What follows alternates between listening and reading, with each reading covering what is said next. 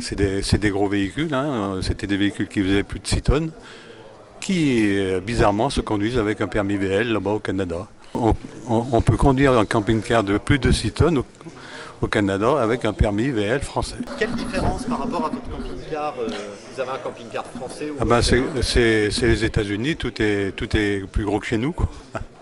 Sur les routes américaines ou canadiennes, en l'occurrence, ça se conduit facilement?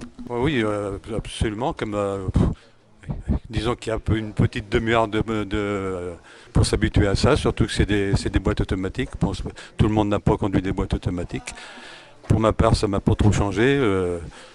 Au bout d'une demi-heure, trois quarts d'heure, bon, ça y était, c'était fait, quoi. La marque du camping-car, je sais pas, c'était sur des Ford américains, V8 essence, 28 litres au 100. Il faut dire que là-bas, l'essence est pas chère, rendu à l'euro, c'est à peu près 70 centimes, quoi. Des élargissoirs sur le côté. C'est-à-dire quand on est dedans, eh ben, on ouvre le tiroir pour élargir le salon et on ouvre l'autre tiroir pour allonger le lit, quoi, voilà. Alors, vous avez un fourgon en France. Vous avez un fourgon qui fait quelle taille?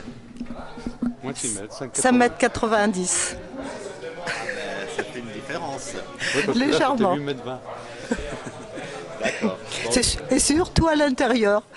Vous vous imaginez sur des routes françaises avec un camping-car pareil? Non, je ne roulerai pas en France avec un camping-car comme ça.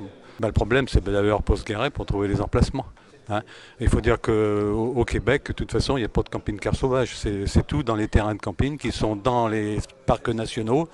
Parcs nationaux, c'est presque une région, hein. Chez nous, en étendue, il y a 10 ou 20 campings dans ce parc. Et là, sont tellement bien aménagés, on arrive, il y a le branchement d'eau courante sur le réseau, même carrément. On a l'électricité et on branche pour les eaux usées. C'est tout, tout est prévu pour, quoi. Ça, c'était assez dépaysant d'avoir ça finalement comme étape pour des camping-caristes Ah français. tout à fait. Moi, je pense que c'est une bonne expérience, quoi. L'aménagement des campings, il faut dire que pour les camping-cars, tout a été prévu, quoi. Ils sont heureux, les camping-caristes canadiens. Je pense, oui. Je pense, oui.